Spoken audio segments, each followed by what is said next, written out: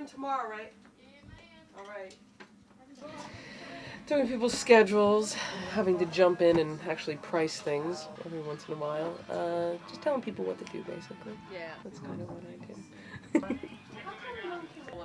I guess most of my life I grew up not believing in God. I was an atheist. And a pretty proud one. I thought, that was just for weak people. And just thought it was a bunch of nonsense. And about 5 years ago, I don't know, I went through this really difficult period. I got out of a long-term relationship. A cat of 16 years died.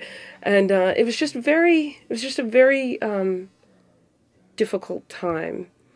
I should also mention that up until this point, I've always been somebody that's in control. I'm very controlling.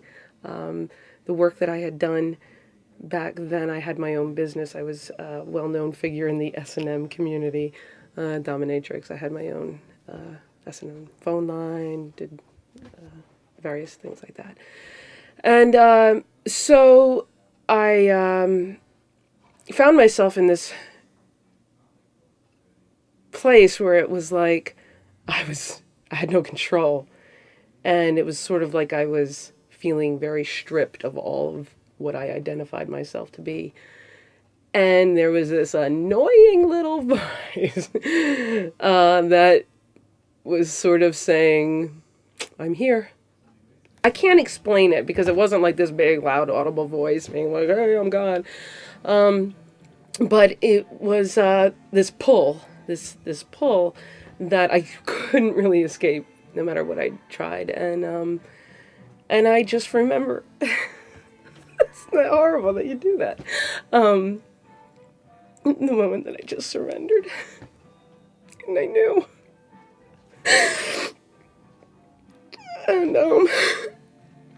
And so, much to everybody's surprise, I became a Christian. It was an internal struggle. I felt so much joy because I worked from home, so I had all this time, and in between calls, all I was doing was listening to like radio preachers and like studying the Bible. And yeah, but it was this real internal struggle, and so then I wasn't doing the work, and then I wasn't making money, and I was behind on my rent like a few months, and I was just sort of feeling like, oh my God, what do I do? And so it was a process trying to figure out, well, what do I do now? And I really didn't know. And all I knew was to pray. And just to have God help show me. I'm so sorry. I keep crying. All right. When it was Lent, and I remember we were like writing things that we wanted to let go of on a piece of paper and then burn it. And it was the phone line. Like it was that life. It was that life. And I remember I wrote it, and I went up and I burned it, and I came back to my chair.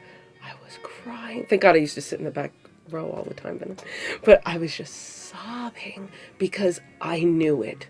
I knew that was a total surrender. Shortly after that, maybe months had gone by, and me and a couple of friends came up with the idea to start a thrift store, Philly AIDS Thrift. Please volunteer. I just keep seeing God at work in my life, and even though difficult things still happen,